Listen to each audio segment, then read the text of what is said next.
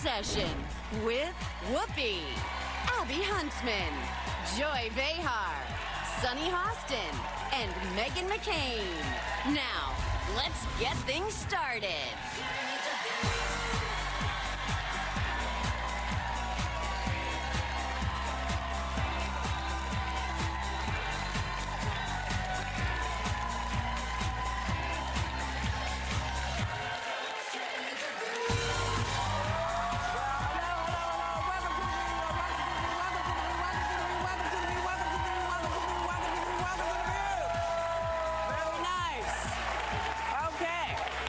So the calls for the resignation of Labor Secretary Alexander Acosta continue to build in the wake of the plea deal he offered in his defense.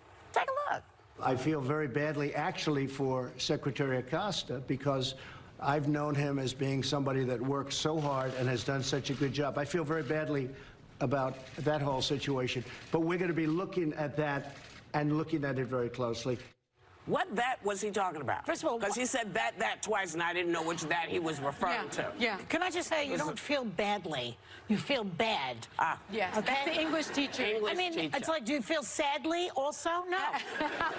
He feels bigly. He feels bigly and badly. So maybe he just has a Lee thing. He just keeps saying, I feel badly. Every time he says it, it goes right through me.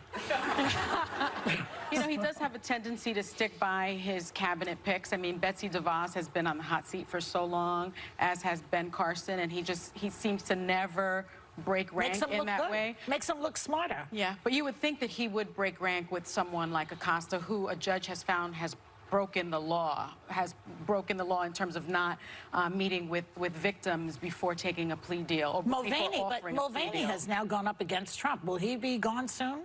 It's possible. It's possible. Well, just so everybody knows, the law that he broke is called the Crime Victims' Rights Act. And that is to let victims know that their predators or the man who did well, or the person who did whatever they did to them is being offered a deal, or this is what's happening with them. You're not supposed to just do it in private. You're not supposed to hide that. So victims are aware of what's facing them if they want to respond. But they did it and didn't tell them. Not only did they not tell them, it's being reported that they led them to believe that the FBI was still investigating the case. And that's something that you never do. You always bring the victims and their families involved, because God forbid there's a plea deal and the person gets out early. Now, isn't that victim you know, at risk, perhaps for a re-offense, that the person comes after them again? It's just, I've never heard of anything like that. Doesn't it show you how powerful people stick together? That's what you'll watch. How wealthy, powerful people can get away with things for so long. I was thinking other people, Harvey Weinstein and R. Kelly, and how long it happened for so long. It is worth noting that there are people on both sides. Ted Cruz and Nancy Pelosi asking for him to step down, because obviously anyone who has aided and abetted a pedophile or a pedophile ring and sex trafficking in this way.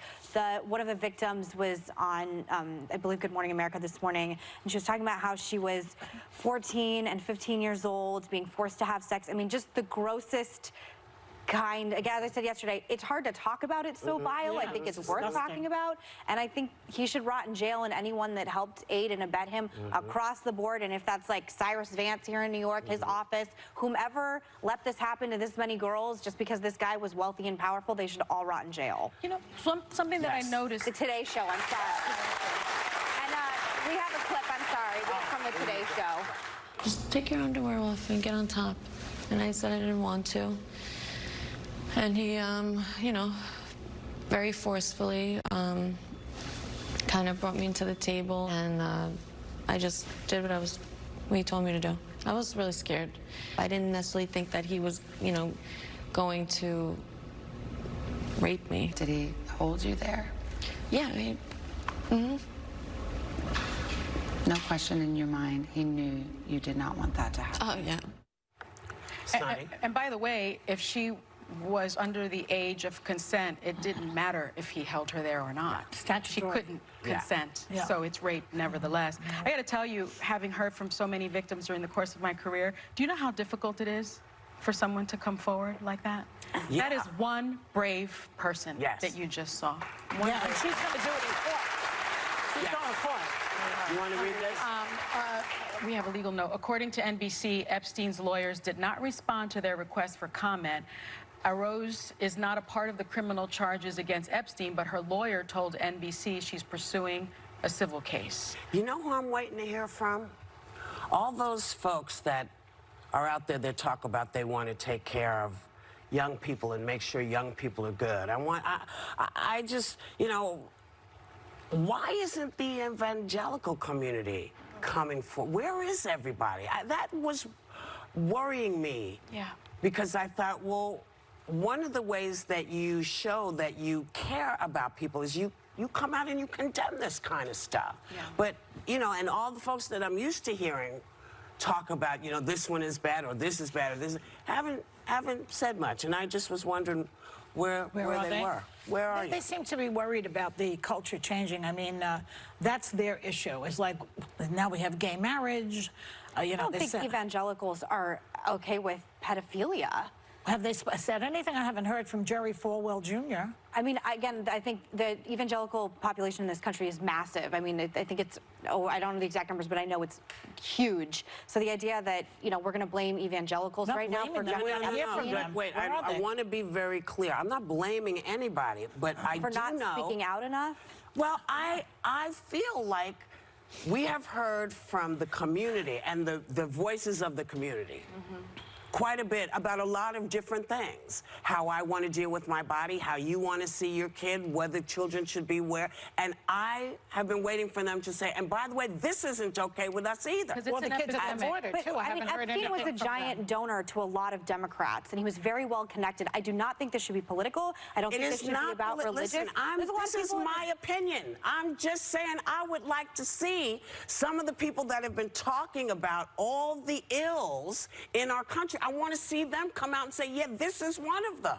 Because it sounds like there's no response. And it's just me in my head asking. I'm not blaming this one or that one. Okay, this is how I feel. Who in particular would right this second? Jerry Falwell Jr., who else? That's one. Pat Robertson. Look, my in-laws are evangelical, as I've said many times on this show, and they're really good people. And I think, Are again... they prominent, though? Would they have the platform? I mean, they're not the folks that would be coming. Yeah, that's, you know, it's like Franklin Graham and those guys. Those are the people we're talking about. This is not a condemnation. This is not... No, but I would like them to say something. That's just me. Leaders. Yeah, I would like leaders to come out and say, this is not okay. Because it is truly an epidemic. Human trafficking, child trafficking, it's become an epidemic, and I don't think that we're paying enough attention, and we haven't been paying enough attention. There have been acts that have been passed. You know, there's a Child Crime Act that thankfully was finally passed in New York, where you have children that can now bring an action, a criminal charge, after, up until the age of, I believe, now 28 instead of 25, civil charges up until 55. But across the country, there's a statute of limitations for children that have been raped. It should be a bigger issue, and it isn't. It should be. That's all we're saying. Go ahead. You have another... Oh, I have another legal note. Epstein has pleaded not guilty to charges of sex trafficking. We'll be right back. Later, score one for the trolls. A court rules that President Trump can't block users on Twitter. Why some are using this to turn the tables on AOC.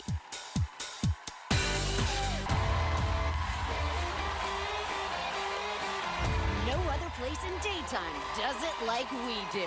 Women need to come forward, but they need to have support. So come on and take a stand. You didn't really think I was holding back. No. Now is the time. You got to be in the fight. It is time that we step up, that we speak out. Women need their voice now more than ever. What we got to do is link up. Yes. Link up. Give a voice to your view. You've caused a lot of controversies, you know, over the years. You think? This is the place to be heard. What better place than to be surrounded by women? There you go. View strong all day long. This is going to be a fight. I want it to be my fight. Exactamente. We're The View on 8. Welcome back. So, Apparently, the guy in the White House has been violating the Constitution by blocking Twitter accounts. But an appeals court has just ruled that as an elected official, his account must be open to everyone, trolls included. And some are calling for the same rule to apply to Representative Alexandria Ocasio-Cortez, who is being sued for blocking Twitter users. So, Well, I mean... But her account is a personal, non-governmental Twitter account, I've been told. Okay. So it's not the same thing. She doesn't block the government Twitter feed that she gets. I think it's So there's a difference. It is, I don't know. I think it's the same thing because she's an elected official and she uses that personal account, which I think has over 4 million, or I'm not sure how many. She uses that personal account to tweet about the government. I don't think that, you know, what's good for the goose is good for the gander. What is there to block exactly when they call you an idiot? I mean, so what? Everybody calls him an idiot. Well, some of his best friends call him a moron. Some of it is pretty true, but some of it is pretty hateful. What I don't think the president can do now that he does use his Twitter account as presidential statements, I think it was found. Yeah. You certainly can't block Americans. And I learned that he blocked a stage 4 cancer patient from his Twitter account when she commented about the fact that Trump and Republicans were taking away the Affordable Care Act from her, which would take away her health care. He didn't like that, huh? He did not like that. The truth hurts him. And he certainly can't do that. It's so weird to me to think of the president and AOC as busy and powerful as both of them are, spending their time blocking people on Twitter. I mean, of all the things you have to do all day, that's what you're both doing. And honestly, both of them, you're an elected official, and what comes with it is a lot of arrows being thrown and a lot of controversy. You're both loud. You're both controversial on both sides. Suck it up. Come on. And I actually also think that you shouldn't be able to block people on Twitter if you're an elected official. No, you shouldn't. I actually think it should be against Twitter, unless you are saying something of violence or threatening to them, obviously. Well, that's different. But I actually don't think elected officials should be able to block people Just on because Twitter. their feelings are hurt, no. I agree. Well, yeah, no. But, you know... It's so stupid. Yeah, people got to get a thicker skin. You just do. Because as we sit here, the stuff that's been coming into our feeds is amazing. My feed is a dumpster fire. Look at what people send me. My God. You know. I mean, you would think that I had slaughtered puppies on this stage if you look at my Twitter account. Why do you have so much time to read them is what I want to know. Well, I'm not an elected official, so those rules don't apply to me. I'm not sitting in the White House. Well, do you know what part of it? Time. I mean, I will say that some of it, first of all, had I not been on Twitter, I wouldn't have met my husband. So I will say, like, Twitter has its good things too. And I also think it's a very powerful tool because I do think some criticism is good. I think when you're talking about violence, threats like that, but I do think when you are the president and you are a sitting member of Congress, it's a whole new paradigm. They're not just, you know, daytime talk show hosts like the rest of us. Yes, and even though we're a it. daytime talk show host, you're still not allowed to talk to us in some of the ways that you do. That's why you get your behind blocked. Do you forget that we were on the cover of the New York Times Magazine as the most powerful How talk could show? we? Everyone brings it up every 5 minutes. Well, if you say can't we're forget it. just a talk show hosts, that's not true. I'm not according saying to that. them. I'm not saying that in a dismissive way. I'm saying that there are different rules for elected officials than there are. Because what they're saying is what President Trump and AOC would be saying has to do with policy. It's how our government is being run. It's an entirely different thing. And I do think that a happy medium, and one of the judges said this in the opinion, why not just mute? Just mute the person if you're so thin-skinned that you can't take what's coming up, right? Yeah. So just mute the person. That way they can still see your tweets, but you can't. What does it mean to hear mute them? I don't even know how to do They that. can see you, but you can't see them. Yeah. So you've got this going on. And this, and my favorite thing of this is the appeals court wrote, if the First Amendment means anything, it means the best response to disfavored speech on matters of public concern is more speech, not less speech. Always. That's right. Yeah. More speech. Who just said? Did you? Oh, you just said. So suck it up, y'all. We'll be right back.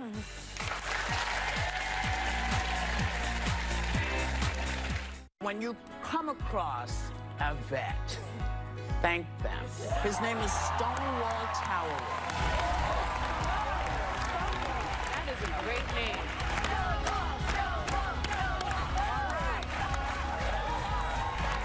Thank you for your service to our country. Your dad is my hero. Thank you so much.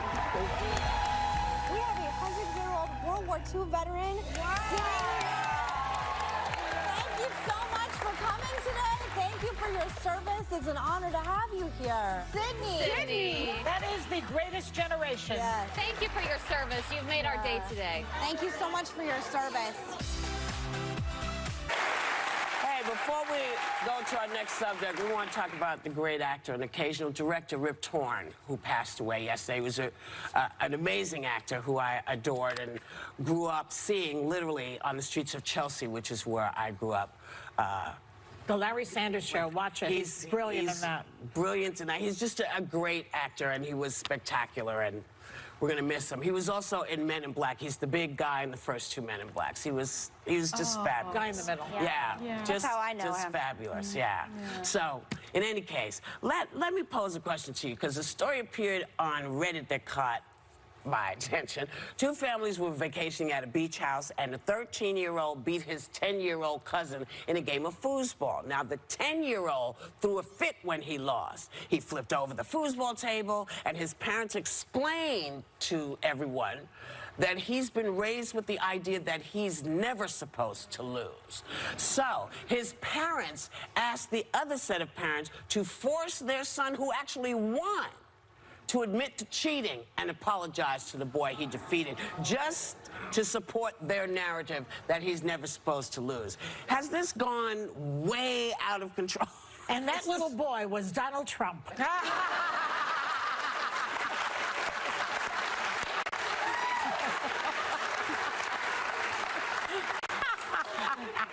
Can't go a segment. Can't go a segment. Talking about Trump. It's actually a play on Kamala Harris, and that little girl was me. But that's kind of, like, I'm always suspect of these stories because I think they're just so out there. But what parent would allow her sister to say to her, tell your son to tell my son that he cheated because my son can't lose? They're creating a little monster, but they're trying to keep peace in the family. Yeah. They obviously, the little one who lost is already needs a lot of therapy. Yeah. So the other sister's like, just make it nice because I can't take the stress. And then that little 10-year-old is going to be unleashed on the world. Yeah, and exactly. Then the world has to deal with that person. Well, I think it says a lot about the relationship between the two sisters. Right, probably says a lot about that. But I have found in life that you learn so much more in defeat sometimes. Have you learned that? How have you learned that, Sonny? I'm curious. Well, I hate losing. I know you do. But have you lost in your life? I've lost, but where? More importantly, Jeopardy? Of course What? she has. Of course. Or was it the cooking thing? Many times. Uh-huh. But more importantly, in life's failures, you know, in failures, you learn if you can pick yourself back up. It shows you what you're made of. I like to learn from success, frankly. It shows you what it I also have to shows, teach my though, kids that. this is one of the conversations that culturally we're all having about snowflake culture. And I don't have kids, but like raising your kids, that everybody gets a trophy, nobody fails, everything's the same. Yeah. When you get out into the real world, there's always going to be somebody more successful than you, Smarter. somebody making more money than you, somebody smarter, somebody more compelling, always, in every industry that you have. And I think we're raising a generation of people who it's a great shock to them, and they're not going to be able to handle it. And it'll be just interesting to see what America looks like. And to say I wasn't raised like this is putting it very, very nicely. I mean, when I fell down, my dad was like, "Are you crying? Get back up. You're tough." Like, it was not like this at all. And when I failed, he was like, "Yeah, you failed. You weren't as good." Then they gave you a gun. The idea. That's the scary part. You know, shooting is very therapeutic, and I think people misunderstand this, but it's a lot about meditation and breathing and aiming, and there's no satisfaction in life like looking at something and then hitting it directly in the middle of the target. So all of you tweeting me and my nasty tweets about my love of shooting, bring it up with joy. We'll be back. Okay.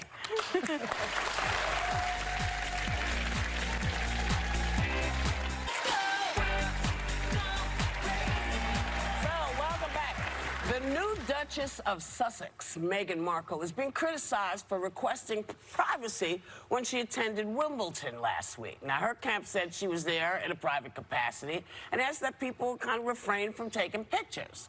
So was she being a diva, or did she want to just hang with her friends and have a little privacy like most other people? Also, she was criticized for wearing jeans. to Wimbledon, which is not sort of unusual to us because when we go, well, but for them, they're dressed in tennis stuff. It's a dress-up thing. For us here, when the U.S. Open, people are in jeans, they're in halter tops, so she has a different capacity. But people were jacket. I mean, kicking her butt about this. Doesn't she have the right to say, can I just hang with my friends here for a little bit?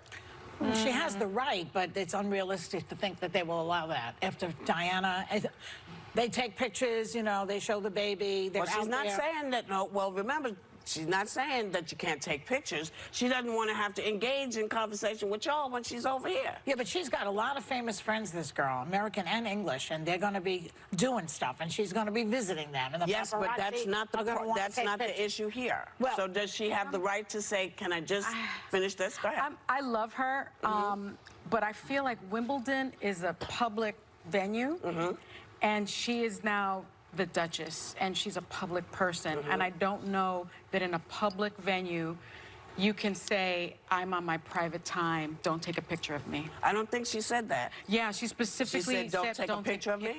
I mean, that's like Melania can't do that either. I don't think you can. I think the thing Although with you her, wish though, people would protect her privacy a little. She's such a target, and there's so much unnecessary and unwarranted hate at her. And I think it's just a bunch of haters who are angry that a hot American actress landed their prince. And I think that they should calm down They're about angry that she's half black. Yes, they're angry. They're very angry. Buckingham Palace had to put out a statement about all the racist comments and messages that are being sent to them. And cartoons, and maybe she doesn't want her head taken from an Instagram thing and put on something else. Maybe that's been happening. I have to say, there are times when I will say to people, I just want to hang. I don't mind saying hello. I just want to hang. Because some of the criticism that she got, one person said, well, I wanted her to be more like Diana. Yes. That was a long time ago. Yeah. I think and no Tatum one's O'Neal going to be the that, same right? way. What does Tatum O'Neal got to do with this? I thought she was married to a tennis player. She was married to a tennis player. Okay. Who was so where's Brooke Shields on this? Wasn't she married? I didn't mean to out her, but I think that a lot of people remember Diana was just incredibly and look at how they hounded the poor girl, though. And they hounded her to death. Yes, to death, literally. And maybe I would suspect, I mean, you know Prince Harry very well, I would suspect he doesn't want Meghan hounded by photographers. Photographers go crazy when they see them because it's money in their pockets. It means it's how they make their living. I know it's rap time. That's how they make their living, and they're taking pictures. Yeah. I think if you're used to, walking through and you know people are taking pictures, that's one thing. What tends to happen to people is someone will come from over there and come up and say, I never do this, but can I do a selfie with you? And then they're like this. Right. Yeah. And they think they're the only one who's had the idea. Right. Now, 50 other people are coming up. Now everybody's coming. And so I understand it. I think she's damned if she doesn't, damned if she doesn't. Give her a break. Yeah. Just give her a break. Everybody's so hard on her. Give her a break. We'll be right back. Give her a break with that.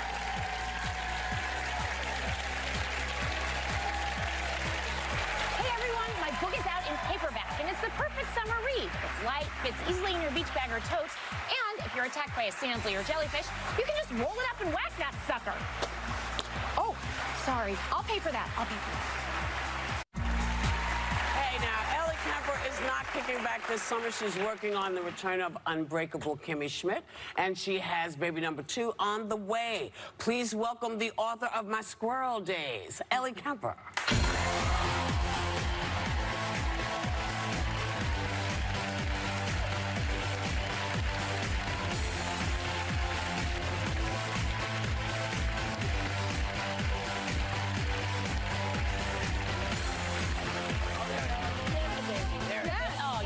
Babies, no, you can see. You're still at that point where you're like, you are pregnant, right? Or is that just breakfast? I just did that backstage. I was like, pregnant? You want to be sure. Yeah. It is pregnant. We can talk about it. Yes, because the last time you were here, you were on our Halloween show and you played Amelia Earhart. It was so much fun. So much fun, Oh right? my gosh. So much fun. Those were the days. I think you beat me in the toilet paper challenge. I want to say, was it Joy and me? Was it another loss for me? Yeah. But you sucked it up and you came back the next day. That's all that's important. That's a champion. That's right. That's right. That's the real sign. I've learned from that failure. But you're expecting a baby. Yes. But you don't know the sex. Don't know the sex. I'm due in a couple months, and I have a 3-year-old named James. Yes. He's almost 3. And I feel like, would it be helpful for him to know what he's getting into? Because right now he's like the king of the house. I feel like like the older one, he's an only child. So, you know, he rules, like everything is ruled by him. He like dances on our bed for hours every night, and we just watch him. And I'm like, this is gonna be a rude awakening. It is a rude awakening. My kids are 3 years apart. Oh my. And my son, there's a picture of him holding my daughter. He's like, he didn't like it. Oh, I have a brother 2 years older than me, and that's every picture. Like, where'd you come from? Yeah, they don't love it at first. No, and I'm hoping, he's like, we've tried to come up with things that James will teach the baby. Yeah. The things James is gonna teach the baby is how to sing Lady Gaga specifically. Nice. James is a huge Lady Gaga fan. And dance on the bed. And dance on the bed. So he already has like a list of, you know, things that he can impart to the baby. Yes. So I hope that prepares him. I don't know. Any guesses as to sex? I feel the same Who way. knows what One it or means? the other. One or the other. I know. I always think that. I do. Names? Okay, we In have case? a couple names. Tell but us. I'd love to hear those Wi- names. Okay, should I say it out loud? Yes. I just want to say that I Whoopi's love like, the no, name. don't say it. I know, should I not? People might steal it. People might steal. Okay, yeah. I'm not- They have I'll- their children. She has hers. Here's what I'll say. James wants to name the baby Marshall. We're not Oh, I naming like the. that. I don't. For the boy or the Sorry to all the Marshalls. I think either. I think he's up for either. Marshall for a girl? Yeah, I know. I like won't. it. I think Marshall could work for either one. It's not going to be Marshall. And again, sorry if your name is Marshall. I'm sure you're very nice, but I don't want to name the kid Marshall. Have one that you like? I do. I am so scared to say it. Whoopi's saying no. I'm going to go with that. Because Yeah, what if go I with jinx that. something and then like the name's not available? This is a very terrible thing I'm going to suggest to you. Yeah. But it's because I'm the kind of grandparent I am that I will suggest it. Let him call the baby Marshall if he wants to. Yeah. Who, her husband? No. Oh, James. the brother. Oh, sorry, his son. Oh, your son. The brother. The brother. Having trouble following the story. I feel like I took the story many different directions. You did. You went can't- all over the place. Listen, and And I'm that's just my wondering, brain. I'm still annoyed that you're not going to tell us the girl. I know the she's name that so you mad. got. Yeah. I know. Now I'm mad. But I'm worried I'm mad at her. once I put it out there, I can never take it back. Yeah. That's right. It's fine. I want to name my kids after cowboys and country singers, so it couldn't be more weird than Shooter. that. Yeah. So, Shooter. Yeah. I also don't want to say it on air, but I love the name Waylon. Anyway, you and your, Waylon. oh my God, Oh, I like that. Oh, that's a sign. That's a, what If the your hell? belt pops up. I'm very superstitious. I'm not pregnant, so what God, that is so weird. That was Ellie. as soon as you said the name. I don't know what just happened. I'm really weirded out. Anyway, Okay. you and your husband, Michael, just celebrated your 7th wedding anniversary. Yes, we did. Yeah. You posted this photo from your wedding. that's great. He's so cute. Oh, he's very Oh, cute. that You guys, guy's picture. What do you yes. remember from this? Okay, I remember. So first of all, that's Dave Robbins is the photographer who took that photo. He's phenomenal. beautiful. It was so hot. You guys, we got married on July 7th in Midtown Manhattan. Oh. Like that is Oh not my a gosh. smart. And it was indoors. Like that was outside, That was obviously. like Central Park. That was Central Park. Yeah. I am so sweaty in that. And Michael and I smelled so bad. And that's what I remember about that day. But it doesn't look like gorgeous. it. Because Is that Dave Robbins, Photoshop? he's a great photographer. Very nice. There must be some Photoshop going on there. Very nice. But yeah, that it was 7 years. We like went out to dinner to celebrate. What do you do? Good thing it's not a scratch and sniff. Someone is developing an app. That's so funny. She smelled bad. I did smell bad, but I'm telling you, they're at work on a scratch and sniff app as we speak. I'm sure. So let's talk about your book. Yes. Your book, My Squirrel Days, is now out in paperback, and there's some great stories in here, and we get some insight into what kind of child you were. Can you be... Of the sunlight off my like shiny new dad's car, and then he came back and no, it was scratch. I mean, I ruined it. It was fine. And to their great credit, they weren't upset. I think they were just confused. Like, is our daughter an idiot? Yeah. Our car. But anyway, I paid for it. A summer's worth of babysitting. I think. Like took care of it, but that's just not. Yeah. What about your other show? What was the name of that show? I really like that show. Oh, thank you, Joe. Unbreakable Kimmy. It was Yes, good. thank you. And did you take anything? A lot of people steal stuff. Yeah. Like the last day, they take something. Did you? Well, I was given. I'm not a thief. I was given. They all say that. Yeah, that's always their defense. I was given a needlepoint that Kimmy had in her bedroom. Isn't that cute? So one of the mole women gives that to my character. And they said, nice. yeah, it's very sweet. They gave it to me as a gift. Guys, I can't find it. I don't know where I put it. I know. And of course, we're filming this interactive special now. So it's like the grand finale to Kimmy Schmidt. And the only prop they asked for back is that needlepoint. And I said, I think it's in St. Louis, which is where I'm from. And I don't know where it is, you guys. But they replicated it, I guess. But Yeah. that's like a once. I'm talking about it like in front of a lot of people right now, but I lost the prop. I'm sorry. I'm sorry. And you're reunited to doing a special, correct? Yeah, so this is very cool. It's Netflix we're doing this interactive special for Netflix now where it's basically a choose your own adventure. So you can, throughout the show, you can make choices as to where you want to see these characters go. So it really is, they've done this a few times, Black Mirror and stuff like that. Yeah. And so but I think we're the first comedy to be doing it, so it'll be very exciting. Great. Awesome. It'll be great. It'll be great. So thanks to Ellie Kemper and Unnamed Baby. Yes. The paperback edition of her book, My Squirrel Days, is available now. And you know what, y'all? You've been so good today. We're going to send each and every one of you home with a copy. Yay!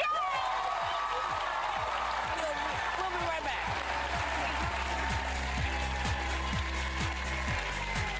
Which books are in Sunny's beach bag this summer? We'll find out on the latest chapter of The Ladies Get Lit next. It's my turn to give you my summer reading list on our week-long series, Ladies Get Lit. Well, my first book is The Wedding Gift by Marlon Suyapa Bowden. I love this book. It touches on misogyny, greed, scandal, violence, racism, and it takes place in Alabama during 1852, but it really does not read like a period piece. It could be happening today. It's 16-year-old Sarah is a slave mistress to her half-sister Clarissa, both daughters of a plantation owner, Mr. Allen. And they both secretly reject the roles they are expected to play. Sarah longs for the day when she can stop being a slave mistress and she plots her escape with her sister's help.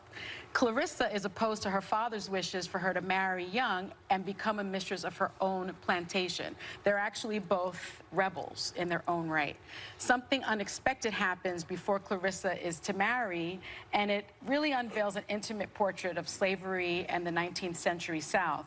The ending, by the way, is crazy. I always try to figure out the ending. I don't think anyone will ever figure out the ending, but don't read the book ending first, like my husband did. Don't do it. So, book 2. Everyone must read the Mueller report. Okay? Please. It's presented with related materials by the Washington Post, but you don't necessarily have to read that.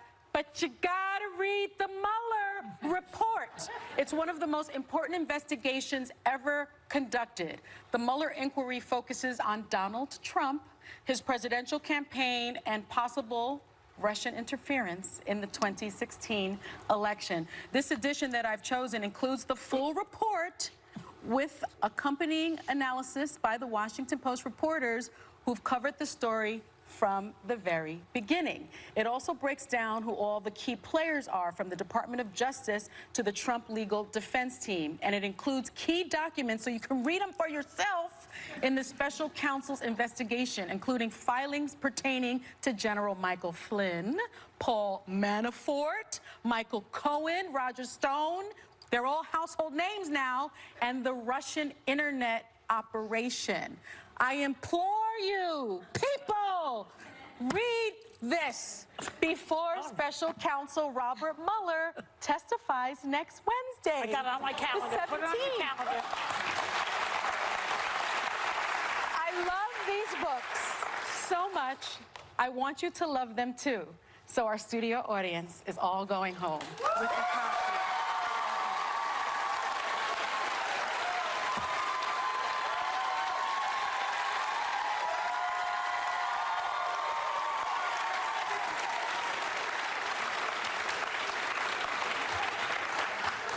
Do you feel better now? I do. Okay. I do. Well, I'm thrilled to hear it. Megan's giving you her summer reading list tomorrow. And my belt got fixed. It's fine. And they fixed her belt. My belt's fixed. Because Thank it you. popped off when they were talking about baby names. Anyway, we want each and every one of you to have a great day, everybody, and take a little time to enjoy the view.